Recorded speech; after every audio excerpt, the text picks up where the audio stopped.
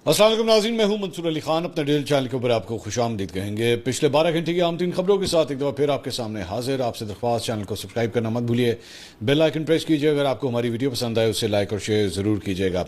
अच्छा जी, बहुत सी खबरें आपके साथ शेयर करनी है। एक तो जो मुकामी सियासत है, मुल्की सियासत है, उसके बारे में भी बात करेंगे। आज का दिन बड़ा ज़रूरी है, बड़ा अहम है, क्योंकि पाकिस्तान तहरीक इंसाफ ने एक बहुत बड़ी कॉल दी हुई है 10,000 अफराद के हवाले से, और इस मरतबा दे लुक वेरी सीरियस। कितने सीरियस हैं इसको आगे चल के डिस्कस करेंगे। ये तो आने वाले 24 घंटे के अंदर जो है वो पता लगेगा। लेकिन साथ ही साथ ईरान अमेरिका के मामला जो है वो कहाँ तक पहुंचे हैं, और मैं अभी एक बड़ी मज़े की चीज़ आपको सुनाऊंगा जिससे आपको पता लगेगा कि अमेरिका को कितना बड़ा नुकसान हुआ है। ये मैं थोड़ी देर में अभी डिटेल्स जो है मैं आपके साथ शेयर करता हूँ। लेकिन सबसे पहले ज़रा आज़ाद कश्मीर के बारे में बात करेंगे। आज़ाद कश्मीर पुलिस ने जनाब कलदम अवामी एक्शन कमेटी के एहतजाज के दौरान होने वाले नुकसानात की तफसीलात जारी कर दी हैं और बताया है कि कानून की खिलाफ वर्जी पर 400 से ज़्यादा अफराद के नाम 4th शेड्यूल में शामिल करने का अब फैसला कर लिया गया है। तर्जुमान inspector general police Azad Kashmir के मुताबिक कलदम जॉइंट अवामी एक्शन कमेटी की पुरतशद्दुद कार्रवाइयों के नतीजे में कानून नाफिज करने वाले इदारों के 4 अहलकार, जिनमें एक सब इंस्पेक्टर भी शामिल है, शहीद, जबकि अब तक 89 अहलकार जो हैं वो जख्मी हो चुके हैं। तर्जुमान के मुताबिक रावलाकोट में मौजूद शरपसंद अनासिर की सरगर्मियों को काबू में रखने के लिए कानून नाफिज करने वाले इदारों की माकूल तादाद जो है वो तैनात कर दी गई है। पुलिस की जानिब से ताजरों और गाड़ी मालकान को मुकम्मल तहफ़्फ़ुज़ फराहम किया गया है, जिसके बाद कारोबारी सरगर्मियों और ट्रैफिक की रवानी जो है बरकरार है। इवन दो कल एक वीडियो मेरी नज़र से गुजरी जो कि गुड्स ट्रांसपोर्ट के जो अहदेदार होते हैं, उनकी एसोसिएशन के जो अहदेदार होते हैं, उन्होंने जो है वो इनिशियली इनकार कर दिया था कि जी हमारी गाड़ियों को नुकसान पहुँचाया जाता है, हमारी गाड़ियों में से डीजल चोरी किया जाता है, तो इसलिए अब हम मज़ीद गुड्स जो हैं वो नहीं लेके जाएंगे। और वीडियो भी उन्होंने जारी की जिसमें से वो सामान जो है एक्चुअली ट्रकों से या जो लोडर्स होते हैं उनसे उतार रहे थे। बहरहाल अब पुलिस जो है वो उनको प्रोटेक्शन देने के लिए पूरी कार्रवाइयाँ कर रही है। इसके साथ साथ आईजी ने कहा कि जी भिम्बर, मीरपुर, कोटली हवेली, बाग, जेलम वैली, मुजफ्फराबाद और नीलम में हालात मामूल के मुताबिक हैं। इन अजला में शटर डाउन नहीं, जबकि बाज़ मकामात पर मामूली नौयत का पहिया जाम देखा जा सकता है। तर्जुमान आईजी के मुताबिक 6 जून से 14 जून के दौरान कलदम जॉइंट अवामी एक्शन कमेटी के शरपसंद अनासिर के खिलाफ मजमूई तौर पर 81 मुकदमात दर्ज किए जा चुके हैं, और इन मुकदमात में नामजद और मुलविस अफराद में से 425 शरपसंदों को ऑलरेडी गिरफ्तार किया जा चुका है। उन्होंने कहा कि गिरफ्तार मुलजमान के कब्जे से 15 खुदकार गैर कानूनी हथियार, बमा, एम्यूनेशन बरामद किया गया है। इसके अलावा आइनी मुक्के, वॉकी टॉकी सेट, हसास नौयत के आलात और मुख्तलिफ दस्तावेजात भी तहवील में ली गई हैं। कलदम जॉइंट अवामी एक्शन कमेटी के 400 से ज़्यादा अरकान और कारकुनान के नाम 4th शेड्यूल में जारी करने का अमल जारी है। अजला के दरमियान ट्रैफिक की आमदोरफ्त जारी है। आज़ाद कश्मीर के तमाम दाखिली रास्ते खुले हैं और ट्रैफिक मुकम्मल तौर पर फिलहाल बहाल है। तर्जुमान आईजी पुलिस ने अवाम से अपील की कि वो पुरअमन रहें, अफवाहों पर कान न धरें और कानून नाफिज करने वाले इदारों के साथ मुकम्मल ताउन करें। इसके अलावा सोशल मीडिया के ऊपर जो है वो एक वीडियो इस वक्त चल रही है जो बताया जाता है कि आज़ाद कश्मीर के कलदम अवामी एक्शन कमेटी के जो सरबराह हैं शौकत नवाज, उनके बहनोई की ये जो है वो वीडियो बताई जाती है, और उसमें वो ये कहते हैं कि जनाब मेरा अब अवामी एक्शन कमेटी से जो है कोई ताल्लुक़ नहीं है। उनके बहनोई प्रोफेसर वाजिद ने कलदम इंतशारी जो अवामी कमेटी है उसके बयानात को मुस्तरद करते हुए वीडियो पैगाम में कहा कि मैं इस बात का नज़रिया रखता हूँ कि कश्मीर का पाकिस्तान से रिश्ता ला इलाहा इल्लल्लाह की बुनियाद पर कायम है। कश्मीर पाकिस्तान की शहरग और मेरा जॉइंट अवामी एक्शन कमेटी से कोई ताल्लुक़ नहीं। मैं जॉइंट अवामी एक्शन कमेटी का ना कभी हिस्सा रहा हूँ और ना कभी रहूँगा। इसके अलावा आज़ाद कश्मीर के हवाले से मुस्लिम लीग नून आज़ाद कश्मीर में इंतखाबात के बरवक्त इनकाद के हक़ में वाज़ेह मौक़िफ़ इख्तियार करते हुए किसी भी किस्म की ताख़ीर या इल्तवा की मुखालफत कर दी है। मुस्लिम लीग नून कश्मीर के सदर ने की ज़ेर सदारत पार्लिमानी पार्टी, मरकज़ी अहदेदारान और पार्टी टिकट के उम्मीदवारों के एक अहम इजलास में आइंदा इंतखाबात के लिए पार्टी हिकमत अमली और लाहे अमल पर तफसीली मुशावरत की गई। इजलास के दौरान पाकिस्तान पीपल्स पार्टी की हालिया प्रेस कॉन्फ्रेंस और इंतखाबात मौखर करने के मुतालबे के ऊपर भी गौर किया गया। मुस्लिम लीग नून के रहनुमाओं ने इस पर सख्त रद्द-ए-अमल देते हुए कहा कि जमहूरी अमल में ताख़ीर किसी सूरत काबिल कबूल नहीं और इंतखाबात अपने मुकर्रर वक्त पर शफाफ अंदाज में मुनक्किद होने चाहिए। इसके अलावा जनाब वफाकी वज़ीर बराए पार्लिमानी अमूर डॉक्टर तारिक फजल चौधरी ने भी इस मामले के ऊपर जो है वो लबकुशाई की है। उन्होंने कहा कि हुकूमत ने अवामी एक्शन कमेटी के पेश करदा मुतालबात में से 38 में से 35 नकात तस्लीम कर लिए थे, जबकि 3 नकात अदालती कार्रवाई की वजह से जो है वो मौखर हुए थे। हुकूमत ने 170 अफराद के खिलाफ कायम मुकदमात भी ख़त्म कराए और मुतासरा आम शहरियों को मुआवजे भी फराहम किए। ताहम इसके बावजूद एहतजाजी मार्च का इनकाद किया गया। जिस पर अफसोस है इन वाक़यात में एफसी और पुलिस के एहलकारों ने अपनी जान का नजराना भी पेश किया है। उन्होंने अवामी एक्शन कमेटी से अपील की कि वो तशद्दुद से गुरेज करें और मसाइल के हल के लिए मुज़ाकरात और मुकालमे का रास्ता इख्तियार करें। उन्होंने कहा कि हुकूमत की जानिब से जॉइंट अवामी एक्शन कमेटी को कलअदम करार दिया जा चुका है, इसलिए उससे बराह रास्त मुज़ाकरात नहीं हो रहे। ताहम बिलवास्ता राब्ते मौजूद हैं और मसाइल के हल के लिए कोशिशें जो है वो जारी हैं। इसके अलावा इलेक्शन कमीशन ने गिलगित बल्तिस्तान, जहाँ पर अभी हालिया जो है वो इलेक्शन हुए थे, इंतखाबी तनाज़ात से मुतल्लिक़ दरख्वास्तों पर फैसला सुनाते हुए उन्होंने एतराज़ात जो है बेशतर एतराज़ात जो है वो मुस्तरद कर दिए हैं। चीफ इलेक्शन कमिश्नर ने GBA 17 दयामिर 3 में दोबारा गिनती की दरख्वास्त मुस्तरद करते हुए पीपल्स पार्टी के उम्मीदवार मोहम्मद नसीम की कामयाबी जो है वो डिक्लेयर कर दी है। इसी तरह GBA 18 दयामिर 4 में रीपोलिंग की दरख्वास्त मुस्तरद कर दी गई, जिसके बाद मुस्लिम लीग नून के कफ़ायतुर रहमान की जीत जो है वो अब बरकरार रहेगी। GBA 14 स्टोर 2 में दायर इंतखाबी इतराज़ात भी मुस्तरद कर दिए गए और मुस्लिम लीग नून के राना मोहम्मद फारूक की कामयाबी जो है वो डिक्लेयर कर दी गई। इसी तरह GBA 20 गज़र 2 में एतराज़ात मुस्तरद होने के बाद मुस्लिम लीग नून के अब्दुल जहां की कामयाबी जो है वो बरकरार रही। चीफ इलेक्शन कमिश्नर ने GBA 19 गज़र 1 में एतराज़ात मुस्तरद करते हुए पीपल्स पार्टी के जलाल शाह की कामयाबी का फैसला जो है बरकरार रखा। इसके अलावा GBA 15 दयामिर 1 से मुतालिक दायर एतराज़ भी जो है वो मुस्तरद कर दिया गया है। इसके अलावा गवर्नर पंजाब सलीम हैदर खान का कहना है कि गिलगित बल्तिस्तान में पीपल्स पार्टी भरपूर तरीके से जीती है। अगर नताइज ना रोके जाते तो पीपल्स पार्टी की 14 से ज़्यादा नशिस्तें होती हैं। हम समझते हैं कि अभी भी ताख़ीर से आने वाले नताइज पर लोगों के सवालात मौजूद हैं।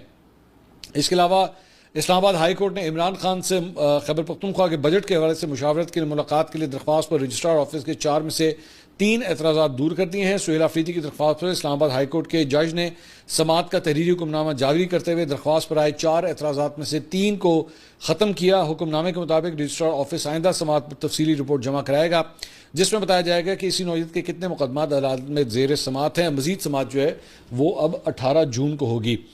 बैरिस्टर गौहर साहब ने जनाब एक ट्वीट किया है। उन्होंने कहा कि मेरी नज़र से गुजरा है कि कुछ यूट्यूबर्स ने कहा या दावा किया है कि मेरी खान साहब से मुलाकात हुई है। ये झूठी और गलत खबर है। आखिरी मुलाकात जो मेरी खान साहब से हुई थी वो 16 अक्टूबर 2025 को हुई थी। मैं सबसे गुजारिश कर रहा हूँ कि कभी भी हमसे तस्दीक के बगैर ऐसे बयानात जो हैं वो ना दें। इसके अलावा आज इमरान खान साहब से जो है वो मुलाकात का दिन है। तहरीक इंसाफ की जानिब से एक लिस्ट जमा करार दी गई है। इसमें बैरिस्टर गौहर, सलमान अकरम राजा, नईम हैदर पंजोता, फताउल्लाह बरकी, दिल पजीर बट और मासूमा मीर का नाम जो है वो शामिल किया गया है। और साथ ही साथ इमरान खान साहब की बहनें भी इस बार आएंगी और मुलाकात ना होने की सूरत में जो है वो धरना दिया जाएगा और धरना जो है वो शाम 7 बजे तक जो है बताया जा रहा है कि जारी रहेगा। अब इस मरतबा पता नहीं 10,000 अफराद जो है वो अडयाला जेल आ सकते हैं या नहीं, लेकिन कोशिश जो है उन्होंने भरपूर की है कि इस मरतबा ज़्यादा क्राउड जो है इकट्ठा किया जा सके। मौलाना फजल रहमान साहब ने जनाब एक बड़ी ज़बरदस्त सपोर्ट की है पाकिस्तान तहरीक इंसाफ को और इजलास में बजट इजलास से खिताब करते हुए उन्होंने कहा कि मैं आज भी कहता हूं कि इमरान खान को बाहर आने दें। अगर एक शख्स की वजह से मुल्की तनाव है तो उसे रिहा करें। मुझे कहा जाता है कि आप तो इमरान खान के खिलाफ थे, अब उसकी रिहाई के मुतालबात कर रहे हैं। मैं कहता हूं कि मुखालिफ जेल में हाथ पांव बंधा हुआ पड़ा हो, मैं उसके खिलाफ कैसे बात करूं। आज PTI हुकूमत के दरमियान जो कशीदगी नजर आ रही है वो माजी में कभी नहीं थी। नवाज शरीफ और बेनज़ीर के दरमियान क्या तनाव नहीं रहा, क्या उनके दरमियान सुलह नहीं हुई। मिसाक जमहूरियत पर दस्तखत बेनज़ीर और नवाज शरीफ ने किए थे। वज़ीर आज़म ने मिसाक जमहूरियत की बात की है तो आएँ आगे बढ़ें। आप इन कैमरा इजलास बुलाएं। अगर आपको खदशा है कि PTI वाले हंगामा करेंगे, मैं PTI वालों की ज़मानत देता हूँ वो कुछ नहीं करेंगे। अगर मैं और PTI इतनी मुखालिफत के बावजूद बेहतरी की तरफ सफ़र कर सकते हैं तो आप भी अपने हमसाये के साथ बातचीत की तरफ बढ़ें। बड़ी ज़बरदस्त बात मौलाना फजल रहमान साहब ने की है। आई मस्ट से कि बड़े उन्होंने मेच्योर एक स्टेटमेंट दी है। You have to give it to him के क्योंकि मैंने इमरान खान साहब की ज़बान सुनी हुई है जो वो मौलाना फजल रहमान साहब के बारे में जो है वो यूज़ किया करते थे। सिर्फ खुद नहीं यूज़ करते थे, अपने कारकुनों को भी उसके ऊपर लगाते थे, डीजल डीजल पता नहीं क्या क्या करते थे। और मतलब मजाक उड़ाना, तंज करना, और इनके जो चंद लौंडे लपाड़े हैं वो भी इस काम के ऊपर जो है मौलाना फजल रहमान साहब के हवाले से पता नहीं क्या है कुछ कहते रहे। आज वही बंदा असेंबली के फ्लोर के ऊपर खड़े होकर जो है इमरान खान साहब को सपोर्ट कर रहा है कि नहीं भाई मैं उसके खिलाफ कुछ नहीं बोलूँगा, वो ऑलरेडी अंदर है और उनको रिहा करें। अपने बदतरीन मुखालिफ के बारे में मौलाना फजल रहमान जो है वो इस किस्म की बात कर रहे हैं। सो ये बड़ी मेच्योर किस्म की जो है वो एक पॉलिटिकल स्टेटमेंट है और मतलब बहुत कम लोगों के अंदर इतना दिल गुर्दा होता है कि वो इस किस्म की बात करें। तो मौलाना साहब को इस बात के जो है फुल पॉइंट्स डेफिनेटली जाते हैं। इसके अलावा ANP के सदर सेनेटर एमल वली खान साहब ने कहा है कि जी नून लीग ने PDM में हमारी पीठ में छुरा घोंपा। सेनेट इजलास से खिताब में एमल वली का कहना था कि बजट पाकिस्तान ने बनाया है या IMF ने। मुस्लिम लीग वालों को भी बजट वाले दिन पता चला होगा कि बजट क्या है। उन्होंने कहा कि IMF से तैयार शुदा बजट आया है, इसमें आप ज़रा तब्दीली नहीं कर सकते। मोहसिन नकविया, मोहम्मद औरंगजेब को तो हमने कभी नून लीग में देखा ही नहीं। एमएल वली ने इल्ज़ाम आयद किया कि मुस्लिम लीग नून ने पीडीएम में हमारी पीठ में छुरा खोबा, मुस्लिम लीग नून की हुकूमत मफलूज है, जो हो रहा है वो नवाज शरीफ की सोच नज़रिया नहीं है।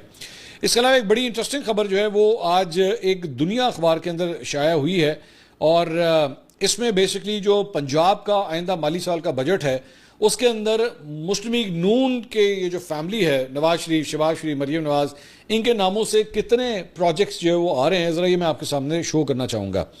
दुनिया की इस खबर के मुताबिक पंजाब का आइंदा माली साल 2026-2027 का 5,131 अरब रुपए का बजट जो है वो आज पेश किया जाएगा। सूबे के मजमूई अखराजात का तखमीना 3,569 अरब 60 करोड़ रुपए लगाया गया है। पंजाब हुकूमत ने तरक्याती बजट 1450 से कम करके 752 अरब रुपए कर दिया है। 752 अरब रुपए की सालाना तरक्याती प्रोग्राम में 3,560 कुल प्रोजेक्ट शामिल करने की तजवीज़ है। 493 अरब 25 करोड़ जारी तरक्याती स्कीमें, जबकि 258 अरब 75 करोड़ रुपए नई तरक्याती स्कीमों के लिए रखा गया है। 3,171 जारी तरक्याती स्कीमों के लिए 353 अरब 84 करोड़ रुपए लोकल फंड, जबकि 139 अरब 40 करोड़ रुपए फॉरेन फंडिंग होगी। अब जरा जो प्रोजेक्ट्स हैं उनके नाम जरा सुनना शुरू कीजिए। नवाज शरीफ कैंसर अस्पताल लाहौर के लिए आइंदा माली साल 20 अरब रुपए रखने की तजवीज़ है। कलसूम नवाज कैंसर अस्पताल डीजी खान में बनाने की तजवीज़ है। कलसूम नवाज कैंसर अस्पताल डीजी खान पर कुल लागत जो है वो 15 अरब रुपए आएगी। वज़ीर आला पंजाब लैपटॉप प्रोग्राम के लिए 15 अरब 69 करोड़ रुपए मुख्तस करने की तजवीज़ है। मियाँ Nawaz Sharif engineering and technology कसूर यूनिवर्सिटी के क़याम के लिए कुल लागत 9.5 अरब रुपए मुख्तस करने की तजवीज़ है। मियाँ Nawaz Sharif engineering and technology कसूर यूनिवर्सिटी के क़याम के लिए आइंदा माली साल 20 करोड़ रुपए मुख्तस करने की तजवीज़ है। शहबाज शरीफ स्पोर्ट्स कॉम्प्लेक्स कसूर के लिए 2 करोड़ 61 लाख रुपए, शहबाज शरीफ स्पोर्ट्स जिम्नेजियम गुजरावाला के लिए 2 करोड़ रुपए, नवाज शरीफ स्पोर्ट्स ग्राउंड सियालकोट के लिए 1.5 करोड़ रुपए मुख्तस करने की तजवीज़ है।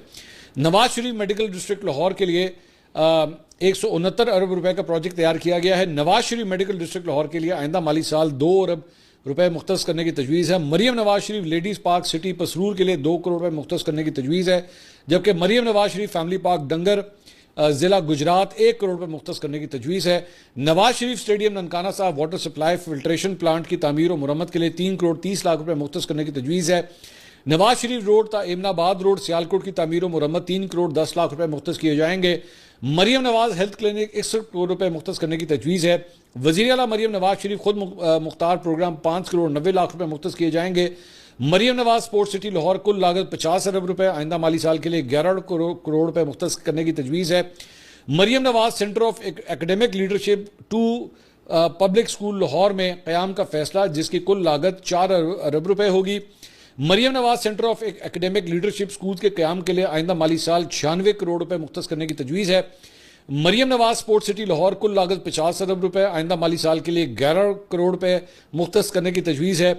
मरीम नवाज हेल्थ क्लिनिक राजनपुर 4 करोड़ रुपए मुख्तस करने की तजवीज़ है, जबकि लाहौर की सड़कों की तामीर और मुरम्मत के लिए 8 अरब 23 करोड़ 88 लाख रुपए मुख्तस करने की तजवीज़ है। ये जनाब चंद प्रोजेक्ट्स हैं जहाँ पे इन लोगों के नाम जो है वो इस्तेमाल होंगे। मैं इसके ऊपर मज़ीद क्या बात करूँ, आप खुद ही मेरे ख्याल में हिसाब लगा लीजिए कि कितने प्रोजेक्ट्स के सामने जो है वो मरीम नवाज, शहबाज शरीफ, नवाज शरीफ के नाम जो है वो लगा दिए गए। सिर्फ मकसद ये है कि जिधर देखूँ तेरी तस्वीर नज़र आती है, सिंपल एज दैट, कि किस नाम से तुम्हें पुकारूँ, क्या नाम है तुम्हारा। मतलब ज़रूरत ही ना पड़े लोगों को ये सवाल करने की, आपको हर जगह जो है वो खुद ब खुद नामों से पता लग जाए कि जनाब प्रोजेक्ट जो है वो किसने बनाया है। तो एक ज़माने में मतलब इसको बुरा समझा जाता था कि यार अच्छा नहीं लगता अगर आप कोई तरक्याती काम कर भी रहे हैं, या जो कि आपका काम है, फ्रैंकली स्पीकिंग ये आप कोई एहसान नहीं कर रहे, ये आपका काम है। आपको अगर सीएम के ओहदे की कुर्सी मिली हुई है या पीएम की कुर्सी की मिली हुई है तो ये आपका काम है सब कुछ करना। तो मैं तो कहता हूँ बल्कि और सारी बात छोड़े, जो मोटरवे खोली हुई है इसका नाम भी नवाज शरीफ मोटरवे रख दें। ये जो लाहौर इस्लामाबाद मोटरवे, सारी बात है नवाज शरीफ साहब ने बनाई है, इसका नाम भी यही रख दें कि जनाब ये नवाज शरीफ मोटरवे है, इसी तरह रख दें। हर चीज़ जो आप लोगों ने बनाई है, हर बंदा अगर यही काम स्टार्ट कर दे तो बस फिर वारे न्यारे हो जाने कि फिर तो गल ही कोई नहीं, आपको बताने की ज़रूरत ही नहीं, कोई तख्ती लगाने की ज़रूरत नहीं, नाम से पता लग जाएगा।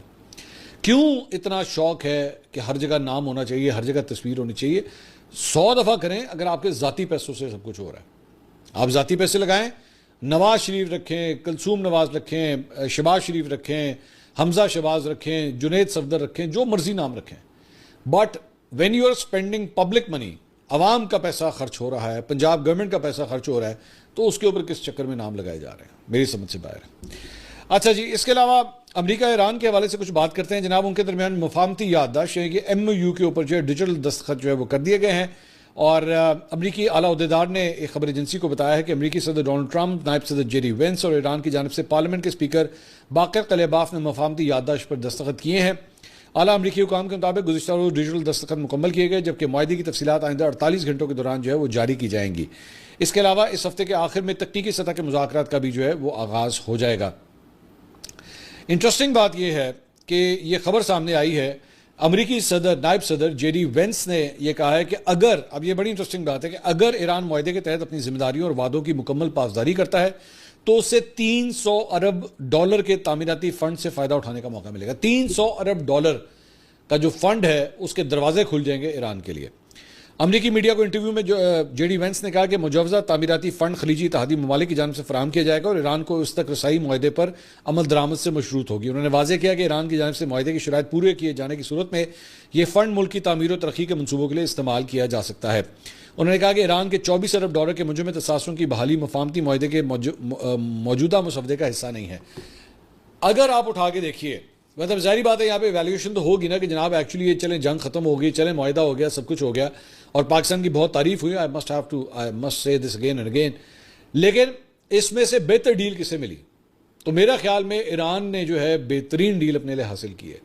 देखिए 28 फरवरी को ये जंग शुरू हुई, 27 फरवरी तक जब ये जंग नहीं शुरू हुई थी, कौन से $300, इसके बारे में तो कोई बात भी नहीं हो रही थी कि जनाब कोई $300 जो है वो दिए जाएंगे। आज ये सूरत हाल है कि जब ये मुआहदा हो रहा है तो ईरान के लिए $300 के खजाने जो है वो खोले जा रहे हैं।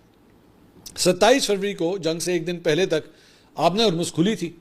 उन्होंने आबने हर्मुज़ के ऊपर ऐसा ग्रिप डाला, ऐसा उसको चोक किया, ऐसा उसको बंद किया कि अमेरिका ने बाकी सारी डिमांडें छोड़ने का, भाईजान ऐ तो खोलो ना, सारी की सारा फोकस ही इसके ऊपर आ गया कि बराए मेहरबानी इसको खोल दें, क्योंकि अगर आपने इसको ना खोला तो पूरी दुनिया के अंदर जो तेल की कीमतें जहां पे चली जाएंगी फिर हम लोग हमारे लिए सांस लेना मुश्किल हो जाएगा। ऐसा उन्होंने चोक करके रख दिया। और end of the day Iran जो है वो, मतलब अगर टेबल के ऊपर उठ रहा है, यहां से जब अगर साइन करता है और